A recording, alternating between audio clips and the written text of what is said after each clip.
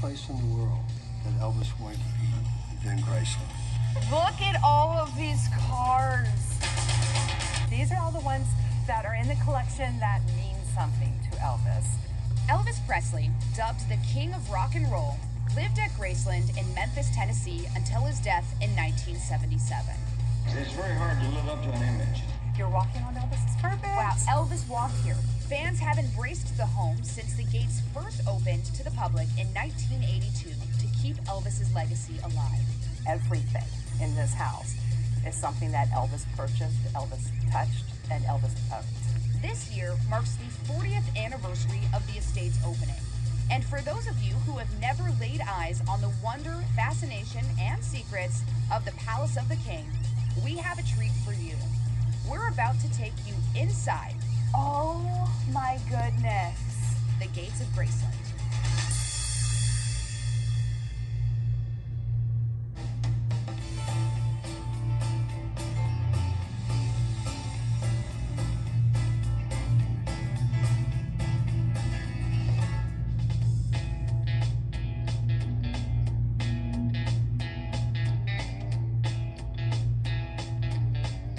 Elvis has gone down in history as one of the biggest cultural icons of the 20th century.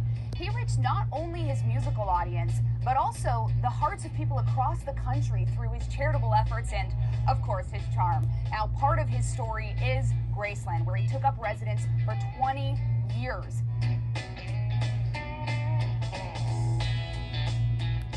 Can you take a look at this place? This beautiful home is a National Historic Landmark right here in the heart of Memphis, Tennessee. Should we see if anybody's home? Hello! Hi, Annie? Yes! I'm Angie. Angie, nice to meet you. So great to meet you. Thanks for having us. Oh, we're so excited to have you here at Graceland. Oh, well, before we go inside, can you just tell me a little bit about the history of Graceland? There's so much history to tell. I'll tell you about it. Come on. All right.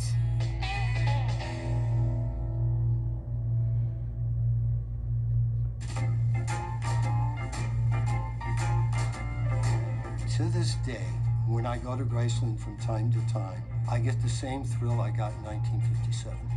Jerry Schilling was only 12 years old when he first met Elvis Presley. That began a 23-year friendship during which he served as one of Elvis's closest confidants and personally enjoyed an eyewitness take on life inside the gates of Graceland, where he lived for several years. We never called it Graceland, it was the house. Elvis wanted everything spotless. He was a neat freak, including his cars and everything. That part of history has been kept just as it was. The home, the mansion, is just like it was when we lived there.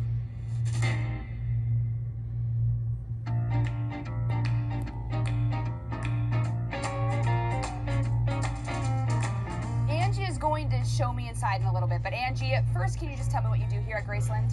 So I get paid to play with Elvis's stuff, basically. What a great job. I'm the Vice President of Archives and Exhibitions, so I'm in charge of the preservation of the house as well as all of the exhibits here at Graceland.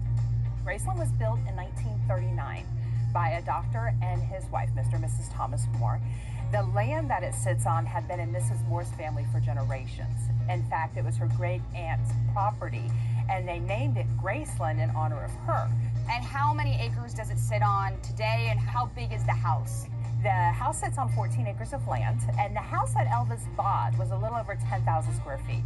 But of course, Elvis made several additions to the house, and it's now over 17,000 square feet. 17,000, am I hearing that right? 17,000. Wow.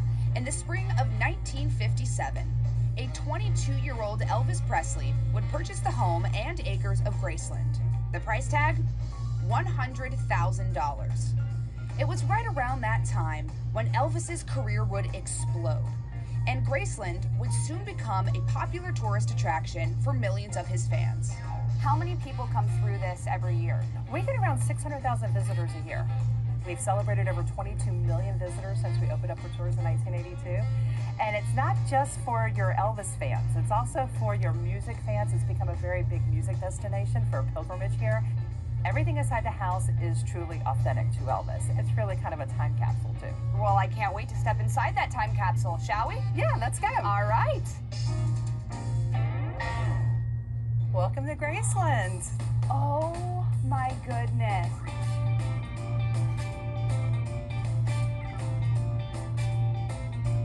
You know what's really super cool and my favorite thing to do is that we just walked through the same front door that Elvis walked through when he first bought the house in 1957, that he brought Lisa home from the hospital in 1968, and that he greeted thousands of friends and family. That really puts it into perspective. Yeah, this was really his home, and it's where he lived and raised a family. Now, is everything in here original? Yes, as we look around, everything you see is original. Even this? Even this. That is beautiful. You see there's a chain missing? Yeah.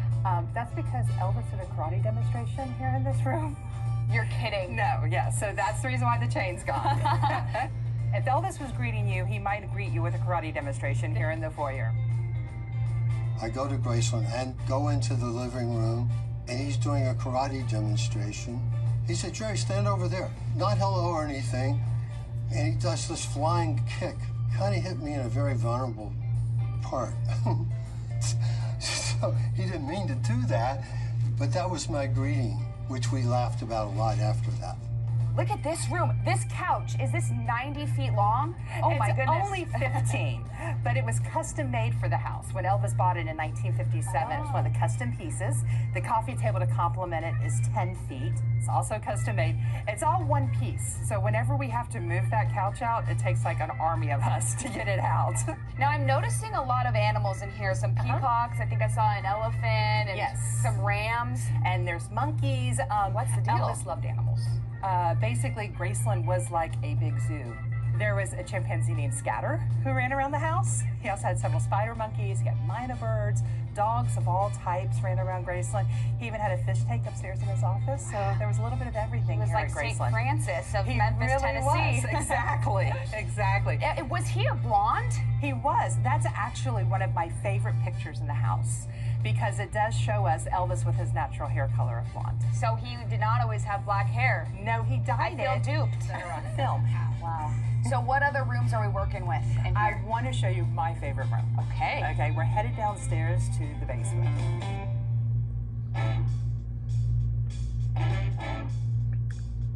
Where we would have the parties would be in the basement. And downstairs was a pool room on one side and a TV room on the other side. And that's where we would meet with people. It was a real privilege to be invited into Elvis's home. The most popular guy in the world, but the most private guy. First of all, whoa. Yes, you'll notice all the mirrors. Keep your eyes straight ahead. I was trying to look and I got so disoriented. Make sure you're having a good hair day. The designer in '74 decided that the mirrors would give these smaller rooms a more spacious look. Oh, that makes a lot of sense. That's not all the mirrors you're about to see. Look at this room. What?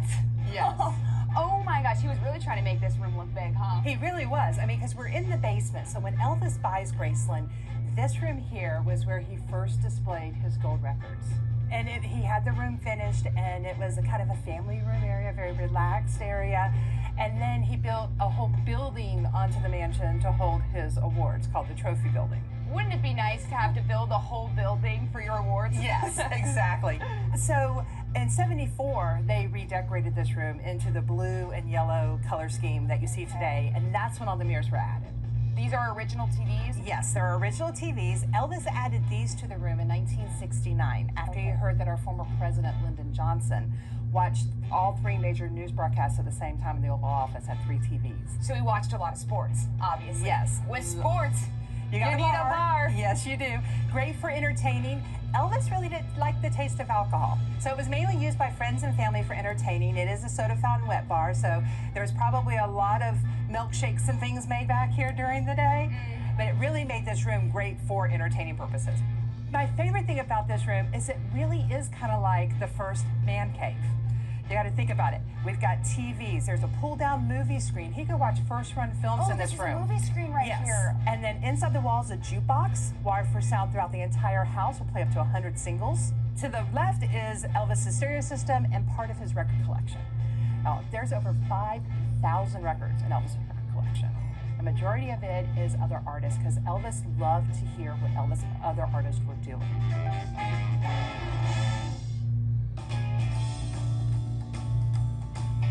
Always searching and learning, Elvis preferred to study from different types of music. In fact, only 5% of the records is his own work, which would rarely be played in the house. When we were having get-togethers, one of his records would come on, which would be natural because they were like #1. All right, who's the wise guy? Get that off. There's no other artist as intuitively intelligent and still humble with it than Elvis Presley. One night with you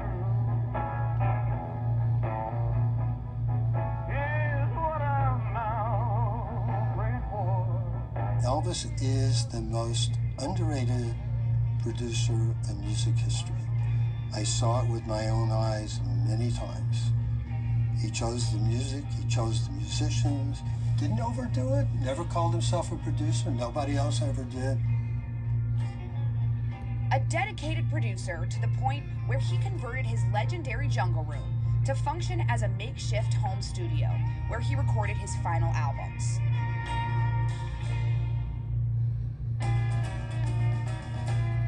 So Abby, are you ready to do something that not most people get to do? Yes. Let's go inside the Jungle No Room. way. Yes. Oh my goodness, this is so awesome. Come on in. I'm so excited. You're walking on Elvis's carpet. Wow, Elvis walked here. Are you kidding me? Elvis actually walked here. Yes. Now, this room here was added onto the mansion in '65. So when Elvis bought Graceland, this was all outside. Oh. So he first closed in the patio so that Grandma could sit outside and get some air, and then eventually made it an entire room. Is this the same carpet that's on the walls? It's on the walls and on the ceiling. On the ceiling. Yes. Look at that. He loved this carpet so much. Yes. Carpet on the ceiling of the Jungle Room because that was kind of a sound thing. RCA would bring up a portable recording truck, put it in the backyard of Graceland, right next to the Jungle Room, and then Elvis recorded right there. His dad came home one day and talked about the most awful furniture he had ever seen. So, of course, Elvis had to go buy it. Is that what this is? That's what this is. That makes so much sense. Yes. It was funny because Vernon was like, it's so bad, but Elvis was like, it's so Hawaii, and he loved Hawaii. So he was able to bring a little bit of Hawaii here into the Jungle Room. Elvis bought it all in the birth of the Jungle Room.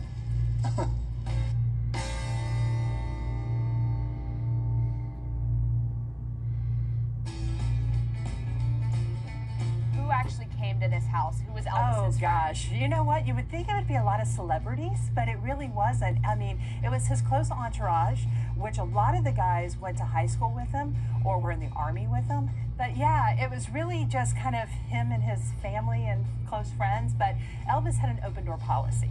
He had fans that would come in sometimes. He truly loved his fans. Sometimes he'd just say, hey, let's go down to the gate and say hello. It was one of those things that if you lived in Memphis, you knew that you were going to see Elvis at some point. If you stood at the front gate long enough, there was a chance he was going to drive through that front gate, and not only drive, he would stop, pose for pictures, sign autographs. He loved being accessible to the fans because he always said that if it wasn't for the fans, this wouldn't be here. He wouldn't have it.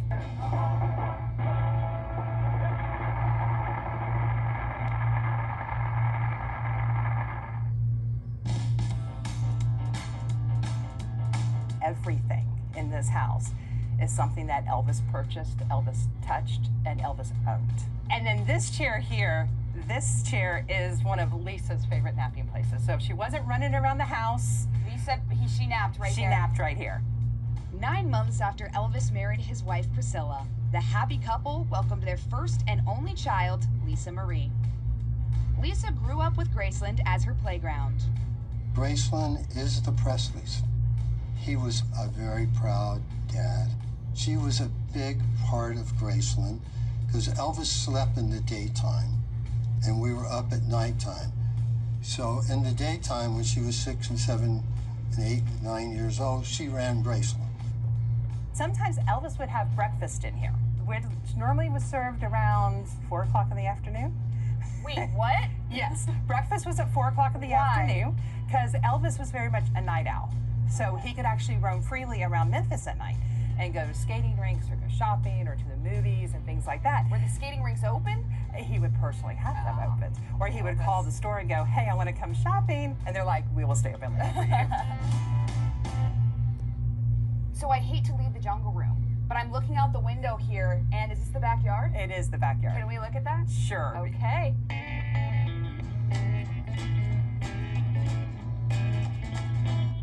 The horses and the barn. And that was a way from Elvis getting away from Hollywood, especially the misconception, as Elvis said, that Hollywood had of who he was. We'd ride down to the gate, talk to the fans.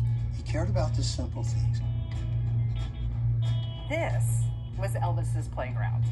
Not only would he ride horses back here, you see the barn in the far corner of the property. So beautiful, isn't it? I might just pitch a tent right here. Well, you could pitch a tent, but if Elvis was here, you might be in the middle of a firework battle.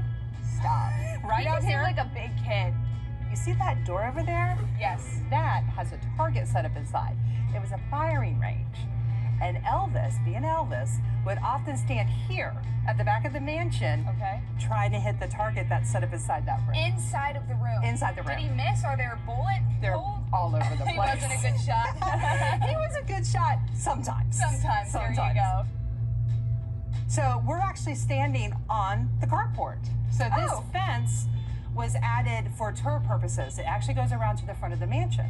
And a key to know if Elvis was home is if the cars were parked in front of the house, you knew he was home. But if the cars were back here, it meant that he was gone or on the road or in Vegas or filming a movie. Well, can we take a look at maybe some of the cars that he drove? Sure, they're across the street in Presley Motors. Okay. All right, let's go. We go? Yeah. Should we hop in one of Elvis's cars now and take it there? We're gonna have to push it.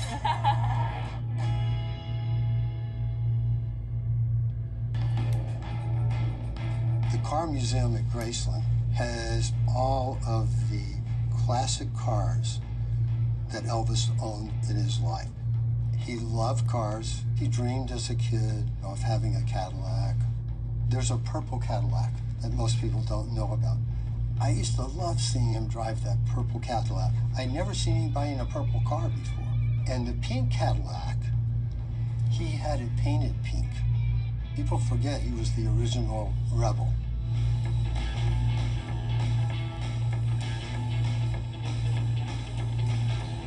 Look at all of these cars. Aren't they amazing? This is just a portion.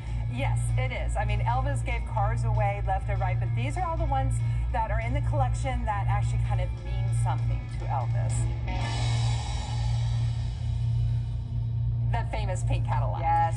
Trivia question, you can win in any bar trivia game. The original color of the pink Cadillac was blue. Blue? Yes.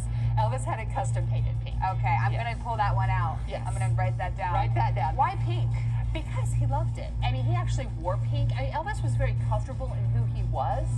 And Elvis's mom loved this car. Elvis gave it to her. So this is his mom's car. That's why it's so special, yes. too. And she never drove it because she never had a driver's license. So Elvis or Verna were always the ones driving her around in it, but this was his mom's car. Was it unique for Elvis to drive his own cars? Because I could imagine at that status during that time, you might have had someone drive you. Funny thing about him and cars were a status thing for him. When he was able to buy his first car, that's kind of like a sign that he made it. He definitely made it when you look around here. Yes, he did. My favorite car in here that's like a later car is this one. This is a Ferrari. Elvis bought this in October of '75, and the best story about it is that at the time he was a captain on the Memphis police force. Okay. So he had his own dashboard police lights. He would put them in the dashboard of this car, race up and down Elvis Presley Boulevard, and he would pull people over for speeding. And they would look up. Can you imagine getting pulled over by Elvis Presley? No. I mean, I wouldn't mind it. He would joke with them and tell them to slow down and give them an autograph and let him go. Oh, cool. Yeah. That's a really unique thing. Yeah, but so this car here is a 1956 Continental Mark II. That was such a cool car. That was my get-around car when I worked for Elvis years later. Elvis bought this while in Miami, Florida. He was on tour, goes to bed in his hotel that night, wakes up the next morning, and the fans found his car. So they decided to leave him notes and phone numbers. They graffitied the entire car. Oh, they actually wrote it on the car. On the car. So Elvis was like, I can't drive this anymore. So he went to the closest car dealership, which was a Lincoln dealership at the time, and he buys this Continental, pays $10,000 for it. He used this when he was filming his first movie on location, King Creole. Yes. And he also took Natalie Wood on a date in this car. Oh, so Natalie Wood sat right there. Right there. Now, if I was Natalie Wood, I'd be like, get out, buddy, I'm driving.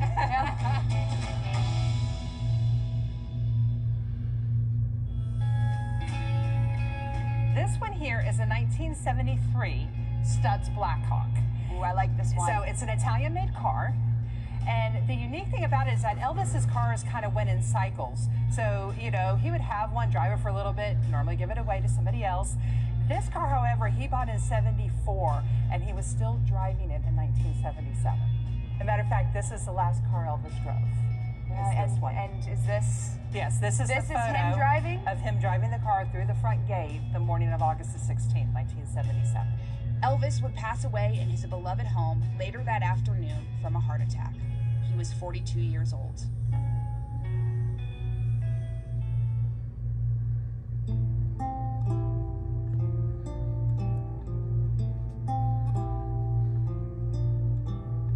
His death, an international shock, brought thousands of grieving fans to Graceland. I get a call from a friend, and she was like, he's gone, he's gone, he's gone. And I walked out here on this balcony, and it started raining. After 3 years of drought, I went back to be a pallbearer. And it was like there was no time to grieve, to think. There were thousands of people. Vernon Presley wanted every fan to be able to say goodbye. Is whether you're black or white, whether you're country, redneck, or freak, young or old, from Moscow, London, or Memphis, Elvis Presley will still be the king of rock and roll.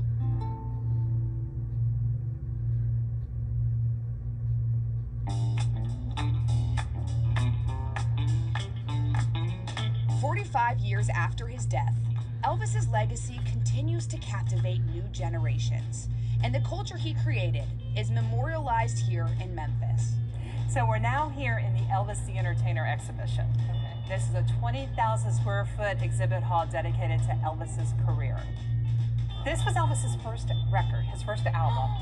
It was self-entitled Elvis Presley, but not only is this Elvis's first album that sold 1 million copies, this is his mom and dad's personal copy of it. Really? Did he give it to his mom and dad? He did, and as you can see, they played it quite a bit. Yes, it's a little bit worn on the edges. A little bit worn, but can you imagine how excited they were? His life changed dramatically. That became the birth of rock and roll. And beyond his music, an innovator and icon of fashion. This is the American Eagle jumpsuit. Look at that. This outfit was inspired by America. Elvis was actually performing the very first ever satellite show. And it's because RCA, who was his record company at the time, had the technology to actually beam Elvis's concert to 40 countries. And since Elvis was going to be seen in 40 countries, he wanted to wear something that said America. This suit originally had a calf-length cape, so that cape from neck to the calf. Elvis tried it on, and it literally, he fell over. It was so heavy. Do you know how much this weighs? That cape right there weighs 25 pounds. 25 pounds? Yes. While the world's first rock star liked it flashy on stage, he clung to his humble and religious roots in everyday life.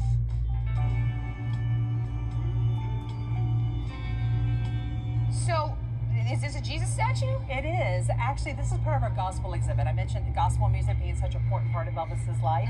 This statue actually used to sit next to Elvis's bed upstairs. Oh, that's nice. And when it's not on display, it goes back upstairs. Upstairs, a locked-away mystery that remains off-limits to Graceland visitors. In fact, only 2 people are allowed access to Elvis's bedroom, Priscilla and Lisa Marie Presley. Lisa Marie Presley wanted to keep something private of her father's that she and her immediate family could share that was not part of selling a ticket. Everything is exactly like it was the day he left us.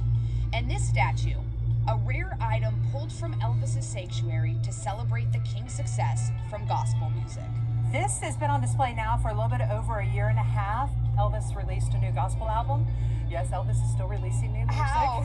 It's just coming out because it really is. They remastered a lot of his songs. And another interesting fact, you'll see that we're surrounded by 3 Grammys. The only Grammys the King of Rock and Roll ever won were for gospel music.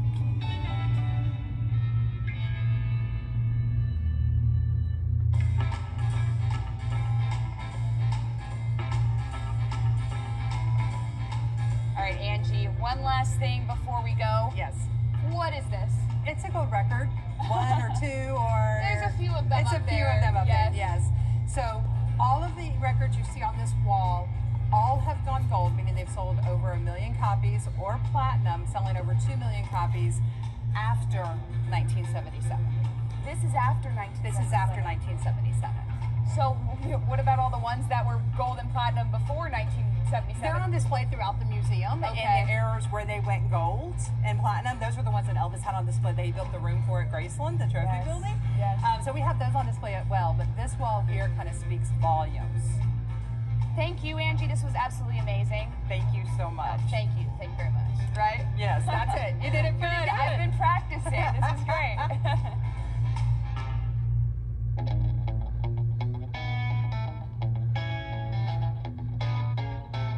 Elvis Presley's fervent fan base remains devoted over 4 decades after his passing. Today, Priscilla Presley serves as the co-founder of Elvis Presley Enterprises, credited with transforming Graceland into an iconic piece of history. And Elvis's daughter, Lisa Marie, retains 100% sole ownership of the Graceland mansion, committed to preserving and protecting her father's legacy. There's the music business, and then there's Elvis Presley. This guy was ahead of his time. There's no other artist that has been remembered and been at the forefront 45 years after they passed away, 68 years after they started. I mean, he would be proud.